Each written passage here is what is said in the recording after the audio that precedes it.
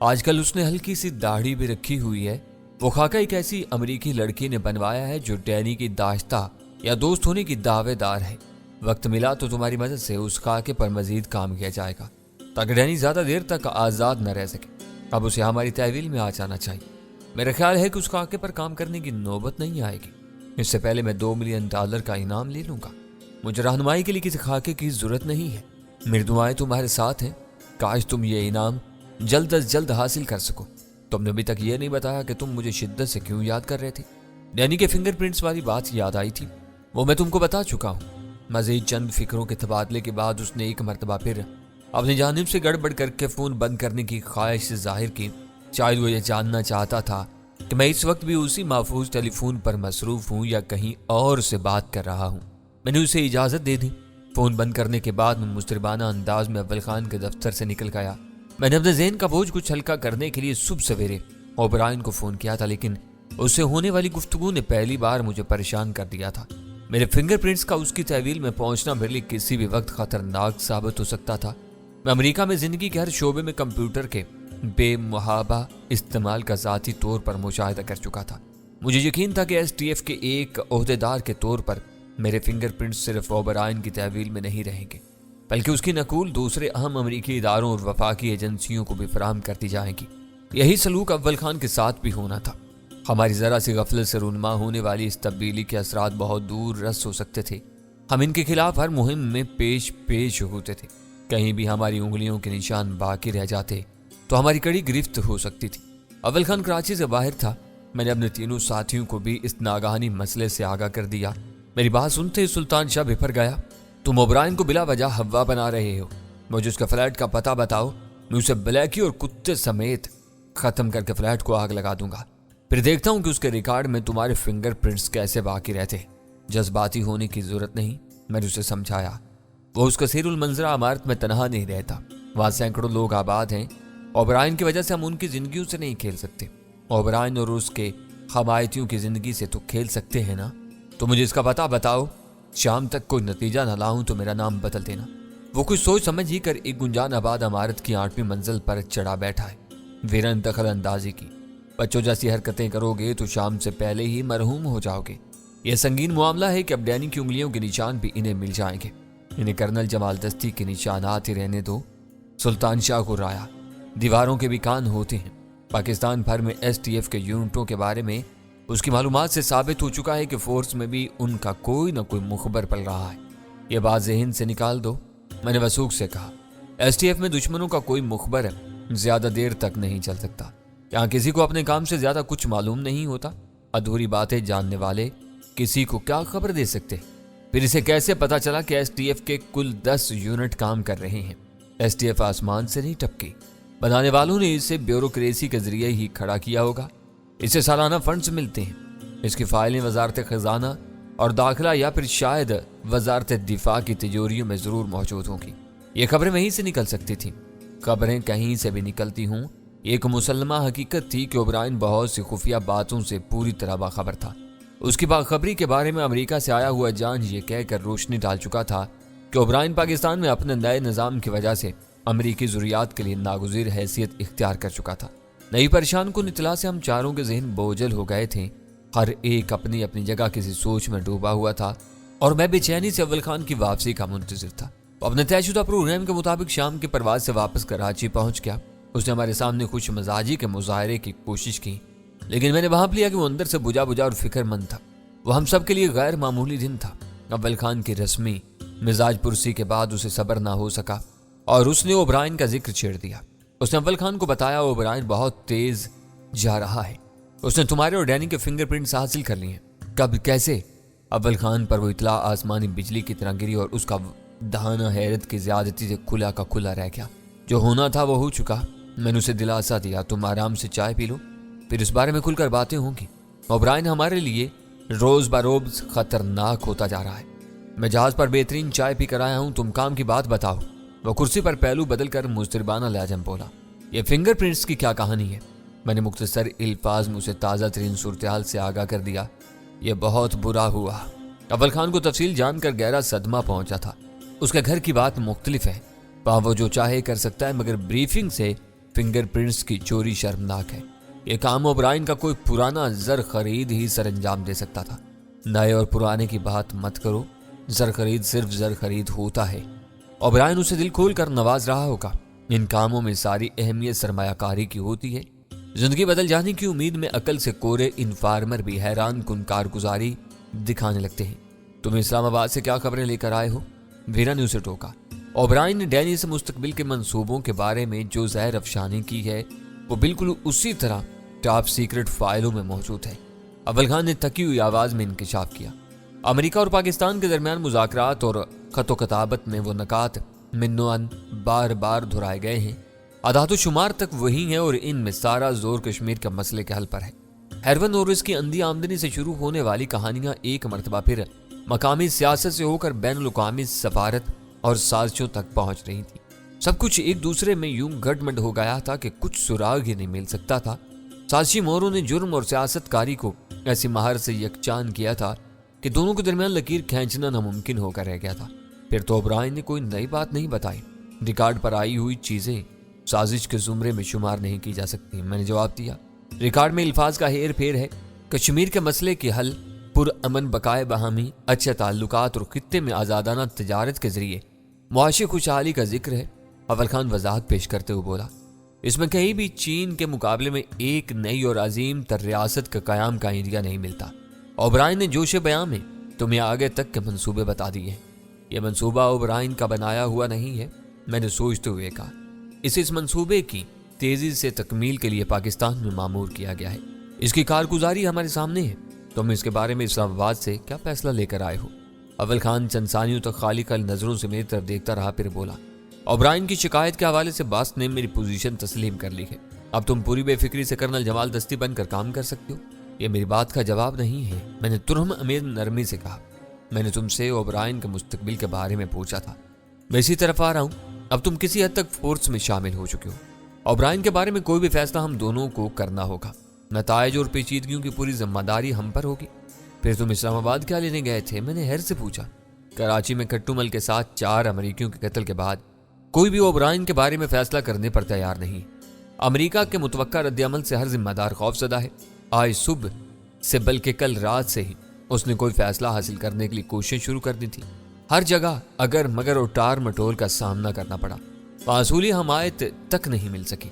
हैरत है कि आला तरीन सतह पर सर्द महरी का ये रवैया सामने आ रहा है। मैंने ताज्जुब का इजहार किया। मैंने आला तरीन सतह की बात नहीं की। अव्वल खान ने संभल कर सख्ती से मेरी तस्दीक की। हमारी तरह हमारा बास भी प्रोटोकॉल पर सख्ती से अमल करता है। उसकी रसाई अपने अहम मंसूबों तक है। उससे ऊपर बात करने की जिम्मेदारी दूसरों की है। इंतजामी फैसले में ये 1.5 लाख तबाहकुन भी हो सकता है। मैंने ये बात अपने बास को बता दी थी। उसने भी कसर नहीं छोड़ी होगी। लोग मामले की नज़ाकत को पूरी तरह समझ रहे हैं, लेकिन फैसला सादर करने से गुरेजा है। अव्वल खान की आवाज से बेबसी झलक रही थी। फिर तुमने ये कैसे कह दिया कि ओब्रायन के बारे में मुझे और तुमको फैसला करना होगा? ये STF के सरबराह का अपना फैसला है। हम फील्ड में हैं और बराह रास्त ओब्रायन के सामने सफरा है। उसने हमें फैसले की मुकम्मल आज़ादी दे दी है, यानी हम कोई भी फैसला कर सकते हैं। मैंने उलझन महसूस करते हुए सवाल किया। मुल्क के मफाद में और कौम के नाम पर हमें बेहतरीन फैसला करना होगा, पूरी ईमानदारी के साथ। खा वो फैसला पसपाई और खामोशी ही का हो। मैंने मुठियां भींच कर पूछा, सब कुछ हमारी स्वाबदीद पर है? उसका जवाब बिल्कुल वाज़े था। मेरा दौरान खून तेज होने लगा, ज़हन में चिंगारियां सी भरने लगी। फैसले सादर करने के मजाज हुक्काम अपने फर्ज से चश्म पोशी कर रहे थे। बास उनके सामने बेबस था। घंटी हमारे गले में डाल दी गई थी। मुझे अंदाजा था कि इन हालात के क्या नताइज हो सकते थे। स्टेशन 4 को कुर्बानी का बकरा बना दिया गया था। खुश असलूबी के साथ ओब्रायन का किस्सा निमट जाता तो स्टेशन 4 को फरामोश करके क्रेडिट के बहुत से हकदार पैदा हो जाते। कोई गड़बड़ होती तो आताब हमारा मुंतजिर होता। एक तरफ दुश्मन हमारे खून का प्यासा था, दूसरी तरफ अपने भी हमें मुलामत का हदफ बना सकते थे। मेरे हल्के में तलखी से घुलने लगी और मैंने अपने वजूद में खोलते हुए लावे के जेर असर अपना बायां बाजू स्लिंग से निकालकर बेरहमी से कुर्सी के हत्थे पर टिका दिया। मायूसी और बददिली के गलबे से जन्म लेने वाले मेरे इस गैर इरादी रद्द-ए-अमल ने दोनों औरतों को मुस्तरिब कर दिया। गजाला की इज़्तिराब में दर्दमंदी और दुख के अनासिर गालिब थे। वीरा ने गुस्सीली आवाज में फरमाइश करते हुए मेरी बाईं कलाई दोबारा स्लिंग में डाल दी। वीरा बिल्कुल सही बात कह रही है, अव्वल खान ने उसकी हमायत करते हुए कहा। दूसरों के फैसलों पर ऐसी झुंझलाहट और खुद आजारी का मुजाहिरा करके तुम अपनी शिकस्त कबूल कर रहे हो। मैं ओबरायन का नरखरा चीर सकता हूं, मगर तुम्हारा बास, उसके लिए मैं क्या कर सकता हूं? मुझे अपनी आवाज में शदीद गम और गुस्से का पूरी तरह इदराक था। मैं लगी लिपटी रखे बगैर तुमको पूरे हालात से आगाह कर दिया है, अव्वल खान ने मुदाफाना लहजा में कहा। वो खुद भी बेबसी का शिकार है, हर शख्स बेबस है। तुम्हारा बास प्रोटोकॉल का पाबंद है, अपने हम मंसूबों से ऊपर की सतह पर राब्ता कायम नहीं कर सकता। तुम भी अपनी फोर्स के डिसिप्लिन के ताबे हो। इसका मतलब है कि ओबरायन का ढोल सिर्फ और सिर्फ मेरे गले में बांध दिया गया है। मैं तुम्हारे हर फैसले में पूरी तरह शरीक रहूंगा। खुद को इस कदर तन्हा महसूस मत करो। कल तुम खुद ही कह रहे थे कि हम लोगों के अलावा और भी बहुत से ब्यूरोक्रेट और हुक्मरान इस मुल्क को फैलता फूलता देखना चाहते हैं, और वो हर आड़े वक्त में हमारे काम आते। बहुत से फैसले तुम अपनी मर्जी और स्वाबदीद से करते आए हो, वीरा ने गुफ्तगू में शामिल होते हुए कहा। इन फैसलों के नतीजे में कामयाबियों ने तुम्हारे कदम चूमे हैं। चंद रोज के लिए सबको भूल जाओ, समझ लो कि तुम तनहा मैदान में उतरे हुए हो। वीरा की बात पूरी होने से पहले अव्वल खान बोल पड़ा। दुश्मन के कचार में अपनी कमान से बिछड़ा हुआ सिपाही किसी कमानदार के हुक्म का ताबे नहीं होता। तुम फैसला करो, हम सब तुम्हारे साथ हैं। मुझे किसी बच्चे की तरह बहलाने की कोशिश मत करो, मैंने तलखी से कहा। जब ठोस हकायक सामने हों तो मफरूजों से दिल नहीं बहलाया जा सकता। इस्लामाबाद की खबरें सुनाकर तुमने मेरा दिल खून कर दिया है। मैं अपनी जहागीर के लिए नहीं, इस मुल्क के लिए लड़ रहा हूं। मुझे उम्मीद नहीं थी कि तुम्हारी फौज का सरबराह ऐसे नाजुक मौका पर बुज़दिली दिखाएगा। डैनी, अव्वल खान ने ऊंची आवाज में मेरी बात काट दी। आगे एक लफ्ज भी ना कहना। तुम भूल रहे हो कि एसटीएफ ने डिसिप्लिन की कोख से जन्म लिया है। सख्त तरीन डिसिप्लिन के सिवा इसका कोई तहरीरी ज़ाब्ता कार नहीं है। अपने बास की मजबूरियों को सिर्फ मैं ही समझ सकता हूँ। जब उसने अपनी बेबसी जाहिर करते हुए मुझे फैसले का इख्तियार दिया तो उसकी आंखों से बेपाया कर्ब झलक रहा था। एक ऐसा डिसिप्लिन है कि बास मजबूर है, मगर उसका मातहत अपना फैसला करने के लिए आज़ाद है। मैं तल्ख और इस्तज़ाइया अंदाज में पूछा, इसे अंधा डिसिप्लिन कहते? अव्वल खान ने मेरी दलील से मरऊब या मुतासर हुए बगैर दिफा किया। उसने फैसला सादर नहीं किया, उसकी मर्जी। उसने अपना इख्तियार मुझे मुंतकिल कर दिया, यह भी उसकी मर्जी। मुझे इस पर हर्फ गिरी का कोई हक नहीं है। इसी बल पर एसटीएफ जिंदा है। तुम्हारी ये मंतक मेरी समझ से बाहर है, शायद इसलिए कि मैं फौज से बाहर का आदमी हूं। अब तुम बाहर के आदमी नहीं रहे। अव्वल खान ने मुझे याद दिलाया, जब तक तुम कर्नल जमाल दस्ती के रूप में हो, एसटीएफ के मुखबर बल के एहलकार हो, तुम्हारे लिए बात काफ़ी होनी चाहिए कि काम रोका नहीं गया, जारी है और तुम बिल्कुल आज़ाद हो। मगर नताइज की पूरी जिम्मेदारी मेरी और तुम्हारी होगी। मैंने कहा, यह कहने की बात है। मुझे यकीन है कि अब्बास ने खामोशी इख्तियार नहीं की होगी। मामूल के ज़राए नाकाम होने के बाद अब वो ऊपर से अपनी बात मनवाने के दूसरे ज़राए इस्तेमाल कर रहा होगा। कोशिशें जारी थीं तो उसने प्रोटोकॉल की आड़ लेकर तुम्हें क्यों टाल दिया? इस बार वीरा ने मेरे मुवक्कफ की हमायत में जुबान खोली थी। मेरी कराची में मौजूदगी ज़रूरी थी। अव्वल खान ने एक एक लफ्ज़ पर जोर देकर कहा। वो मुझे गैर मुअय्यना मुद्दत तक इस्लामाबाद में बिठाकर काम नहीं रोक सकता था। तुम ये क्यों नहीं समझती कि इसने मुझे ब्लैंक चेक देकर भेजा है? मैं तल्ख अंदाज में हंस पड़ा। ये बात तुम्हें अब सूझ रही है? वहां से तुम मुंह लटकाए वापस आए थे। ब्लैंक चेक हासिल करने वाले उदास और पुज मुर्दा नहीं हुआ करते। दुश्मन की रसाई और बालादस्ती का कोई तोड़ सोचने के बजाय तुम आपस में लड़ रहे हो। सुल्तान शाह ने अपनी खामोशी तोड़ते हुए मुलामत आमेज लहजे में कहा, एसटीएफ में नीचे से ऊपर तक कोई भी हथियार डालने वालों में से नहीं है। अव्वल खान के बास ने अगर पसपाई इख्तियार की है तो इसकी बहुत सी मजबूत वजूह होगी। हमें इन वजूह को अपनी मजबूरी समझकर मान लेना चाहिए। गजाला ने उसकी बात मुकम्मल होने से कबल लुकमा दिया। ये सोचो कि मौजूदा हालात में क्या किया जा सकता है। बज़ाहिर सब्र करने के सिवा और कोई राह नजर नहीं आती। मैंने सर्द महरी से जवाब दिया, आप जख्मी हैं। गजाला ने नासहाना अंदाज में मुझसे कहा, आपकी झुल्लाहट का सबब समझ में आता है। कोई हर्ज नहीं, आप थोड़ी देर आराम करें। हम आपस में मगजनी करके कोई ना कोई रास्ता निकाल लेंगे। इस पर आपसे भी राय ले ली जाएगी। मैं जख्मी हूँ, मजबूर हूँ, माजूर हूँ। मुझे दूध में पड़ी हुई मक्खी की तरह निकाल कर अलग फेंक दो। मेरा पारा चढ़ने लगा। मैं तमाशा देखता रहूंगा ना? मैंने यही नहीं कहा। मेरे गुस्से से गजाला सहम गई। आपको थोड़े से आराम की जरूरत है। हम चारों की भी कुछ न कुछ सोचना और करना चाहिए। कब तक? बस गजाला। अव्वल खान ने हाथ उठाकर दरमियान में दखल अंदाजी की। तुम खामोशी रहो तो बेहतर रहेगा। ये कैसे मुमकिन है कि डैनी की शिरकत के बगैर हम कोई फैसला कर सकें? वीरा की भवें तनके। इसने अव्वल खान की तरफ अजीब सी नजरों से देखा और पूछा, کیا ہم سب کی کھوپڑیوں میں بھوسا بھرا ہوا ہے کہ ہم ڈینی کے مدد کے بغیر کچھ سوچ بھی نہیں سکتے؟ یہ ایسا ہی بکرات ہوتا تو اس وقت زخمی بازو نہ لیے بیٹھا ہوتا۔ اول خان نے بے ساختہ دونوں ہاتھوں سے اپنی پیشانی تھام دی اور بے بسی سے بولا، اس وقت تم سب جذباتی ہو رہے ہو، کوئی میری بات سمجھنے کی کوشش نہیں کر رہا۔ ویرا کے اشتعال انگیز فکروں پر مجھے ترارا آ گیا تھا، مگر اول خان کے فوری رد عمل نے مجھے زبان کھولنے کا موقع نہیں دیا۔ وہ یقیناً کوئی اہم بات کہنے والا تھا۔ سب کی سوالیہ نظریں اس کے چہرے پر مرکوز ہو کر رہ گئی تھیں۔ چند لمحوں کے توقف کے بعد وہ بولا، ہم سب پس منظر میں ہیں، صرف ڈینی ہی اوبرائن سے رابطے میں ہے، اسے الگ رکھ کر ہم اندھیرے میں ٹامک ٹویاں مارتے رہیں گے۔ سب کو سانپ سونگ گیا۔ ویرا کے تنے ہوئے تیور ڈھیلے پڑ گئے۔ اس نے پرتشویش نظروں سے میری طرف دیکھتے ہوئے کہا، ہم ڈینی پر اتنا بوجھ نہیں ڈال سکتے، اس کا زخم بگڑ گیا تو لینے کے دینے پڑ جائیں گے۔ میں اتنا خود غرض نہیں ہوں کہ اس کے ساتھ ایسی کوئی زیادتی کر گزروں۔ میں ڈاکٹر سے بات کرتا رہا ہوں، ڈینی کا زخم تیزی سے بڑھ رہا ہے۔ تم نے دیکھا نہیں کہ چند منٹ پہلے اس نے غصے میں سلنگ سے کتنی تیزی سے اپنی کلائی نکالی تھی؟ میں دل میں اول خان کے تیز مشاہدے کی داد دیے بغیر نہیں رہ سکا۔ مجھے اپنا بازو کرسی کے ہتھے پر ٹکاتے ہوئے تکلیف ضرور ہوئی تھی، لیکن وہ بہت شدید یا ناقابل برداشت نہیں تھی۔ تم کیوں نہیں بولتے؟ گمسم کیوں بیٹھے ہوئے ہو؟ ویرا میری طرف گھوم گئی۔ میں صرف تماشائی ہوں، تم لوگ بحث کرتے رہو، میں سکون کے ساتھ کسی فیصلے کا انتظار کروں گا، میں نے ویرا کو سلگانے والی مسکراہٹ کے ساتھ کہا۔ ڈینی سے مت الجھو، میں تمہیں بتاتا ہوں کہ اب کیا ہوگا۔ اول خان نے تحمل سے سمجھایا، جلدی بتا ڈالو، میں صبح تک انتظار نہیں کر سکتی۔ ویرا بنا کر بولی، جب تک زخم بالکل صحیح نہیں ہو جاتا ڈینی کو جسمانی مشقت سے الگ تھلگ رہنا ہوگا۔ ہم اوبرائن کو اس کے قلعے نما فلیٹ میں نہیں گر سکتے، ڈینی کو اسے کسی طرح باہر نکالنا ہوگا، باقی کام ہم خود کر لیں گے۔ اول خان کے آخری فکرے سے اس کے عزائم واضح ہو گئے۔ دفتر جانے کے لیے وہ روز ہی گھر سے نکلتا ہوگا، اسے کہیں بھی گھیر کا جہنم حاصل کیا جا سکتا ہے۔ سلطان شاہ نے اپنی مخلصانہ رائے پیش کی، وہ ایک اہم آدمی ہے۔ اول خان اسے سمجھانے لگا۔ ذہنوں پر چھایا ہوا تناؤ بتدریج ختم ہو چکا تھا اور چاروں ایک دوسرے کی بات سننے کے موڈ میں آ چکے تھے۔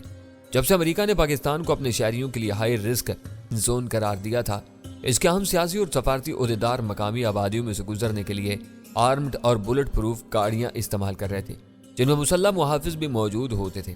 یہ جان ایڈی اور ان کے دونوں کمانڈوز کی مجبوری اور بدقسمتی تھی کہ وہ کھٹو مل کو سرعام قتل کرنے کے لیے اپنی کوئی محفوظ ترین گاڑی استعمال نہیں کر سکتے تھے۔ اپنے جرم کی پردہ پوشی کے لیے انہوں نے کھٹو مل کے ایک ہندو دوست کی جیپ استعمال کی اور ارتکاب جرم کے بعد مقامی پولیس کی گولیوں کی خوراک بن گئے۔ ان چاروں کے برعکس اوبرائن کو ایسی کوئی مجبوری درپیش نہیں تھی۔ اپنے فرائض منصبی کے بجا آوری کے لیے وہ آمد و رفت میں ہر احتیاط برت رہا تھا۔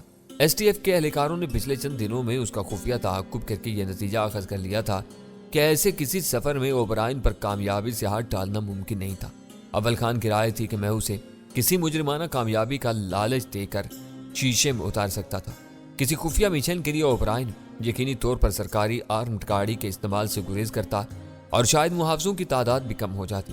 اس وقت اسے راستے میں کہیں بھی للکار کر یا بے خبری میں مارا جا سکتا تھا۔ اس راہ سے ہٹائے بغیر پاکستان کے خلاف بین الاقوامی سازشوں کا زور توڑنا ممکن نہیں رہا تھا۔ اس کی موت سے وہ فتنے ایک لمبی مدت کے لیے دب سکتے تھے۔ اول خان نے اپنی تجویز میں میرا کردار بھی متعین کر دیا تھا۔ مجھے صرف فون پر اوبرائن سے رابطے کر کے غیر محسوس طریقے پر اپنے دام میں اسے لانا تھا، مگر مجھے اندازہ تھا کہ اگلے 2-3 روز میں میرا زخم اتنا بہتر ہو سکتا تھا کہ میں تھوڑی سی احتیاط کے ساتھ تمام سرگرمیوں میں حصہ لے سکتا تھا۔ رات کے کھانے کا وقت ہونے تک 5 افراد پوری ارک ریزی کے ساتھ اسی ایک موضوع پر جٹے رہے۔ بھانت بھانت کی تجاویز بنتی اور مسترد ہوتی رہی۔ اس بحث مباحثے سے مجھے اپنے کام کے لیے خاصا مواد مل رہا تھا۔ میں باتوں کو دانستہ طول دیتا رہا۔ کھانے کے بعد اول خان اپنے گھر جانے کا ارادہ ترک کر کے اسٹیشن 4 ہی پر رک گیا۔ اس نے حالات میں تیزی سے پیدا ہونے والے بگاڑ کی وجہ سے غزالہ کو اپنی فیملی کے ساتھ پشاور بھیجا تھا۔ میرے زخمی ہونے کی وجہ سے اسے ہنگامی طور پر غزالہ کو واپس کراچی بلوانا پڑ گیا، لیکن اس کے بیوی بچے بدستور پشاور میں تھے۔ وہ کئی دن تک گھر نہ جاتا، تب بھی کوئی اس کی طرف سے فکر مند نہ ہوتا۔ اسٹیشن 4 پر ملک بھر سے کئی اخبارات آتے تھے تاکہ ایس ٹی ایف کی مقامی قیادت ہر وقت تازہ ترین واقعات اور حالات سے باخبر رہ سکے۔ خان کی زبانی مجھے پتا چلا تھا کہ کرنل جمال دستی کے خلاف دفتر خارجہ میں امریکی سفیر کی شکایت کو مقامی اور بین الاقوامی پریس نے خاصی اہمیت دی تھی، کیونکہ اس میں ایک مرتبہ پھر اسپیشل ٹاسک فورس کے وجود کی بازگشت سنائی دی تھی۔ اس شکایت کی واپسی کے چوتھے روز تمام اخبارات نے امریکی سفیر کی معذرت کو نمایاں طور پر شائع کیا تھا۔ شکایت سے دستبردار ہونے میں سبکی ہوئی تھی اور اس وجہ سے امریکیوں نے شاید وہ اطلاع براہ راست اخبارات کو فراہم نہیں کی تھی۔ پاکستانی حکام نے اپنی سہولت کے مطابق 3 دن کی تاخیر کے بعد وہ خبر اخبارات اور ایجنسیوں کو جاری کر دی تھی۔ میری اس خبر کی اہمیت صرف اتنی تھی کہ اعلیٰ سطح پر ہونے والی وہ کارروائی اخباروں کے ذریعے عام آدمی تک پہنچ گئی تھی، ورنہ اول خان نے اسی رات تصدیق کر لی تھی کہ اوبرائن نے میرے دکھائے ہوئے سبز باغ کے نتیجے میں اپنا وعدہ پورا کر دیا تھا اور میں کرنل جمال دستی کے روپ میں دوبارہ STF میں بحال ہو گیا تھا۔ ان دنوں پاکستان میں اخبارات پر زیادہ پابندی عائد نہیں تھی۔ کئی نامہ نگاروں نے جان اور ایڈی کے قتل کے بعد پاکستان اور امریکہ کے درمیان شروع ہونے والی سفارتی جنگ میں پاکستان کی کامیابی کو شکایت کی واپسی سے منسلک کر دیا تھا۔